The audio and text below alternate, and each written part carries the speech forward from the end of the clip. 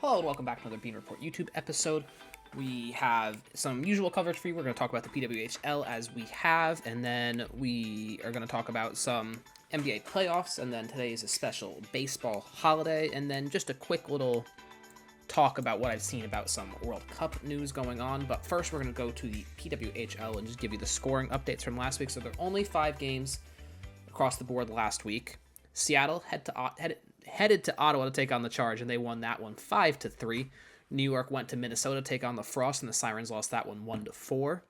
Ottawa, after losing to Seattle beat Toronto by a score of 2-0, and then just yesterday, Vancouver 4-1 over Seattle. And the one game that we didn't get to was the one game that we were going to highlight. So usually we highlight the games that take place on Tuesday, but taking that the Tuesday game was between the 7th and 8th seeds in the league, and Saturday's game was between the 1st and 2nd teams in the league. I wanted to take a look at that matchup between the league leading teams of the Montreal Victoire and the Boston Fleet. So it was a great game between these two teams. It came down to the wire, but we're going to go ahead and look at that one now. Match between number 1 and 2 in the PWHL. Montreal looking to get something early, but Frankel with a big save prevented things going. 6 minutes left in the first. Boston now trying to get something going. It's Desbians on both end. Both goalies, 2 top goalies in this league, not letting anything go. Frankel again covering up the other one. We see late here in the first, but early in the game, things are getting a little bit chippy between both these two teams. This will be a theme that will come back later on.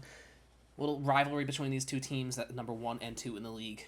But we see another slap shot here early. Frankel, another big save. Montreal can't get anything in. Boston can't get anything in. Montreal pushing up, but the play up attention is not the focal point, as Montreal and Boston, both of them fighting. There was a big hit right in front of the Boston bench, and these two teams still, the chippiness, the little angst keeping up. But middle of the third period, we see Montreal on attack, and it's in! Lena Lindblom puts one in off an assist from Laura Stacy. We're going to look right here. Stacy pushing up. She's going to shoot it, and she passes, and Lindblom puts it into the back of that, gets one past the great Frankel. Boston now 6 minutes left, just need something to tie it. Big slap shot here. Desbians blocks it away. Boston can't get anything on net. Empty net time, just desperation, just needs something. Desbians, another big save. Boston, the 2nd team in the league, can't get anything going. And as time expires, one more slap shot. That one's going to be deflected. You see the Victoire coming to hug their goalie, celebrating with her. On Renee Desbians, a perfect shutout game tonight here for the Montreal Victoire as they hold on to the first seed in the PWHL. As you can see, very, very, very exciting game. Montreal winning that one by a score of 1-0. Boston, that was only their 2nd time being shut out this season. For Montreal, that was their 8th time shutting out their opponents this year, as Montreal currently standing in first place at 16-4-2-5. You saw Lena Lindblom with her 4th goal of the season. She had 2 shots there. Henri Desbians, perfect. Had a shutout in goal. 20 shots on goal. 20 saves for her. Erin Frankel, usually we've seen her doing on the receiving end. She's the one that's given up no goals, but 19 shots. Frankel allowing just 1 goal in, and that was the decider in this matchup as Montreal won 1-0. Montreal jumping Boston, maintaining that first place spot. Boston sitting at 2nd place now. But we move over to the standings, and we just mentioned right there, Montreal currently at first in the PWHL, currently 16-4-2-5 with 58 points. Boston, they're 14-5-2-5. So just you see it's just a 2 wins and 1 overtime win separating between Montreal and Boston, as Boston currently sits 4 points behind with 54 points. Minnesota, our 3rd clinched playoff team at the moment, 13-3-4-6 with 49 points. Ottawa, they're 7-7-1-12. They have 36 points. Only 3 teams to clinch so far, and that's Montreal, Boston, and Minnesota. In the bottom 4 half of the league, we have the Toronto Scepters, who are 9-1-5-11 with 34 points, only 2 points behind Ottawa with just over a week to go in the regular season. New York, 8-2-3-13 with 31 points, and then Vancouver, 8-1-4-14 with 30 points. Seattle, with their loss yesterday to Vancouver, they are eliminated from playoff contention as they are 7-1-3-16 with just 26 points. But you look at that middle ground, you see the teams that are yet to be either eliminated or qualified for the playoffs. And you have Ottawa with 36 points, and then Toronto with 34, New York with 31, and Vancouver with 30. So all of those teams separated by just 6 points. That's only 2 wins. So a good week or a bad week could really put a swing into things and just switch things up. But we look to the upcoming schedule. Coming up tonight, we have 2 games for you. Toronto, they head to New York to take on the Sirens at 7 o'clock. Again at 7 o'clock. Minnesota will be taking on Boston, a matchup between the 2 and 3 seeds in the PWHL. Fast forward to Friday at 7 o'clock, and it's again another matchup between 1 and 2. This time, instead of being in Boston, the Montreal Victoire will be hosting the Fleet at 7 o'clock on Friday. Saturday, New York heading to Ottawa to take on the Charge. Another game on Saturday for you. At 5 o'clock is Vancouver taking on Seattle. Seattle hosting that one.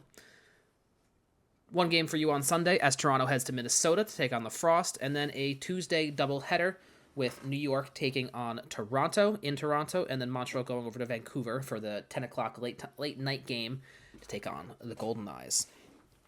So we mentioned that we were going to look at the updated NBA playoffs because we had the first day of NBA play-in took place yesterday. Pretty exciting games. We'll explain those to you in a second.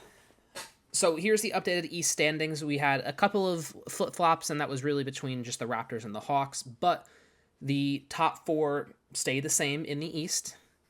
Pistons, we mentioned last week that Pistons did clinch the East when we made this video last week. Celtics, 56 and 26, 4 games back of Detroit, clinched the 2nd seed. Knicks, 3rd, and Cavs, 4th. So that set of 4 didn't change. Toronto jumped the Hawks. They finished with the same record, but they, based off tiebreaker, Toronto got the 5th seed ahead of the Hawks, who were getting the 6th seed. And then into the play-in tournament. Sixers, first team out of the playoffs, first team in the play-in tournament, as they are the 7th seed. Magic, they're the 8th seed. Those 2 teams will be playing each other. Hornets were the 9th seed, and the Heat were the 10th seed. So we look to the Eastern Conference bracket, and we see Detroit up there at the top, number 1. They will be taking on to be determined, and we'll explain who that to be determined is very shortly. 4-5 matchup will be Cleveland versus Toronto.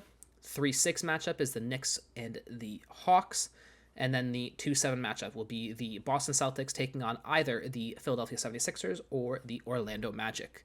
So to look now at the Eastern Conference play-in tournament, there's a lot of lines, there's a lot of bracket. We'll explain it for you right now. So there's two games first, 7-8 and 9-10. The 7-8 game will be between the Sixers and the Orlando Magic, and it's simple as winner moves on and will be the 7th seed taking on the 2-seeded Celtics.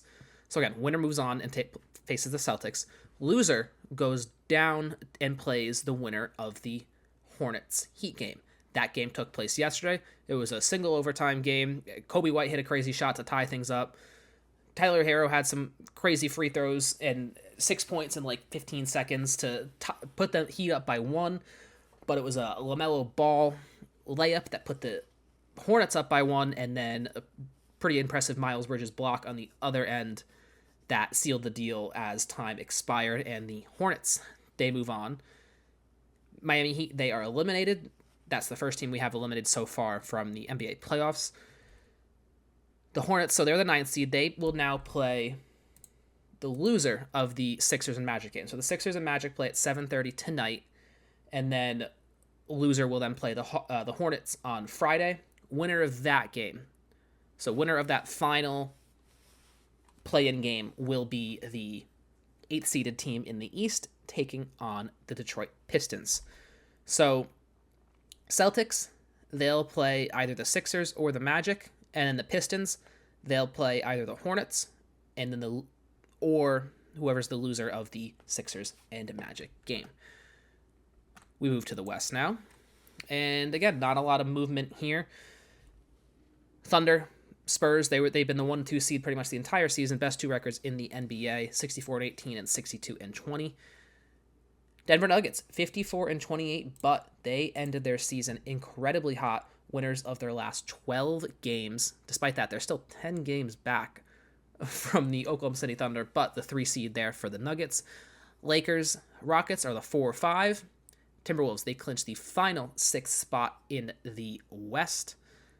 And then we have the play-in teams, Suns and Blazers, and then the Los Angeles Clippers and the Golden State Warriors round out in the 9 and 10. So then we looked for the Western Conference bracket, of course, on the other side of things now. Oklahoma City Thunder, same position the Pistons are in. They're the 1 seed taking on a to-be-determined.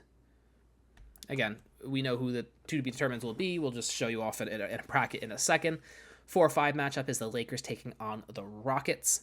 And then the 3-6 is the Nuggets taking on the Timberwolves. And then 2-7, we already know who's going to be the 7th seed here, as the Portland Trail Blazers won their game yesterday. They're going to be taking on the Spurs.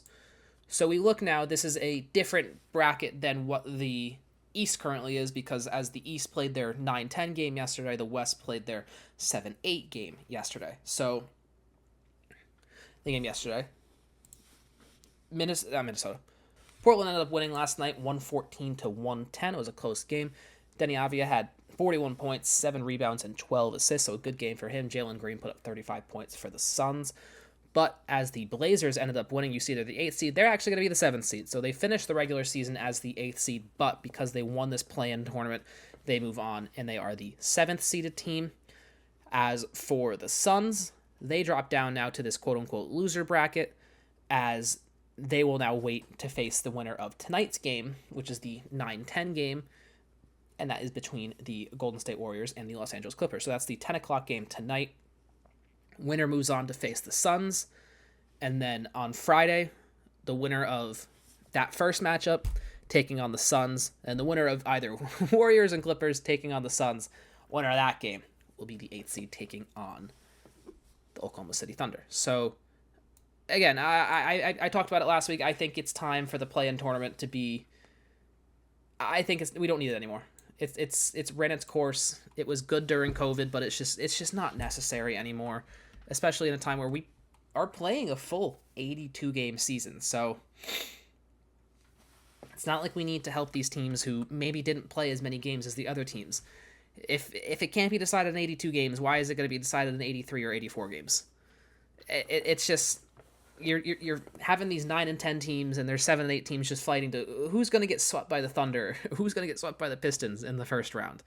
I just think it's a little unnecessary, and it's just prolonging the inevitable of these teams. For the Thunder, it doesn't matter who they play between the Warriors, Clippers, or the Suns. Most likely, they're gonna win. They're the reigning NBA champions. They have the best record in the NBA.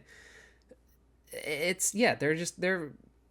just seems a little bit unnecessary. So we move off of basketball, and then today, April 15th, is a baseball holiday, also known as Jackie Robinson Day.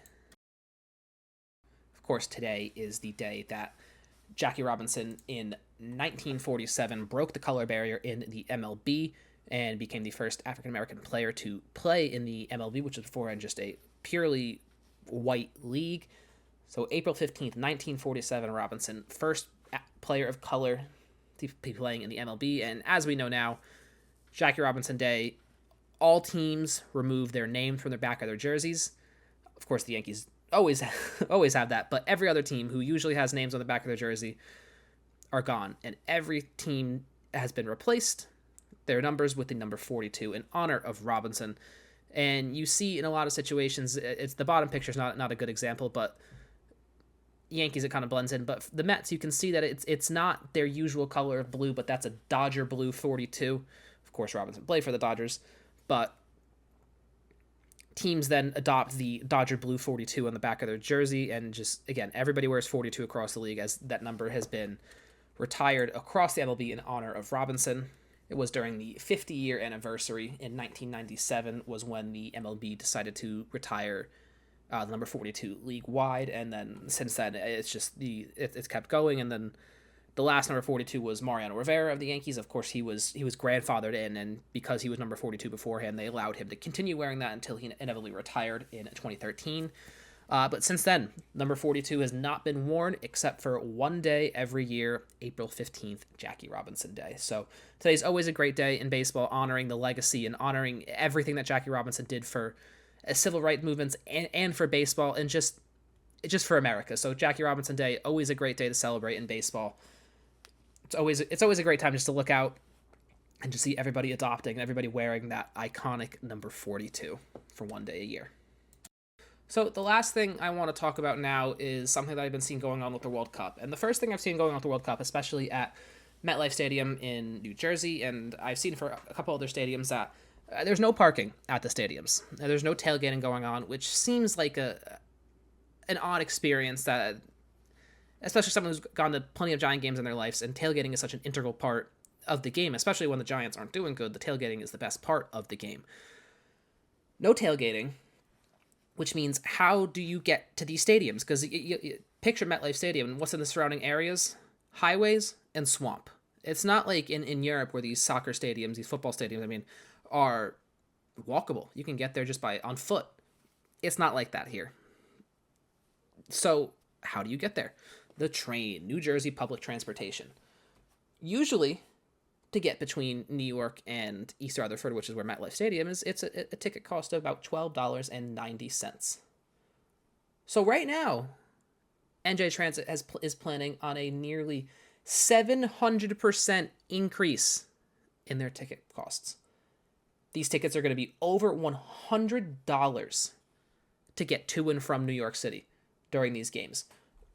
It's absurd that you're not even going to give fans the option to park and do anything in the stadium, in the stadium parking lot, and you're going to force them to take public transportation. And it's going to be costing $100 a ticket. It's going to be like that in New Jersey at MetLife. It's going to be like that in Boston. And here's the thing. So there is some parking available, not in MetLife Stadium, but the parking is going to be across the street at the American Dream Mall. And I've had to park there before for Giant games, and it's a very unfortunate event to park there because there's really not a lot of parking spots available there. And parking is usually about $60, $70, which is pretty expensive as it is. So right now, the price for parking at the American Dream Mall, again, across the street from MetLife, $225 to $300. It is absurd what they are doing.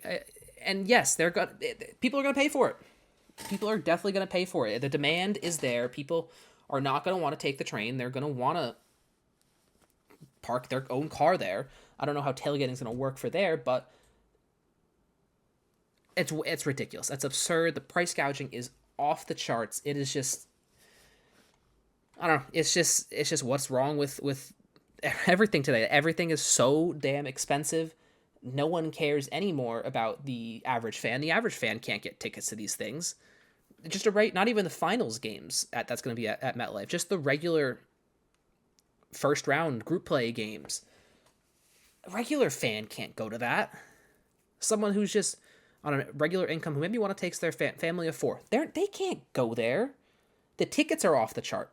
You're going to have to pay $400 for 4 train tickets to get in there, or you can pay cheaper. You can pay $300 to park at the mall across the street. It's absurd. It's what's wrong with everything right now. And according to what's been said about this matter, this was a NJ Transit spokesperson, the ticket prices for match day have not been finalized. However, as the governor has clearly stated, the cost for the 8 matches will not be borne by our regular commuters. We can confirm that the overall cost to the agency is approximately $48 million for the 8 matches. What New Jersey Governor Mikey Sherrill has said is the World Cup should be as affordable and accessible as possible. Charging over $100 for a short train ride sounds awfully high to me. That's not happening on the MTA.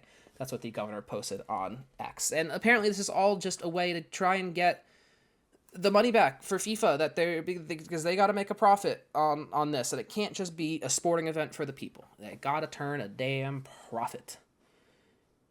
Only 8 games that are going to be hosted at MetLife Stadium, including the World Cup final. But it's just absurd. It's absurd that these ticket prices are going to be like this. The train ticket prices, the parking ticket prices, and just the ticket prices as a whole. Anyway, thank you for listening to me talk about hockey, soccer, baseball, and basketball today. Go out and enjoy the weather. It's like 85 degrees out today. Go out and enjoy the weather. Thank you all for listening and have a great day.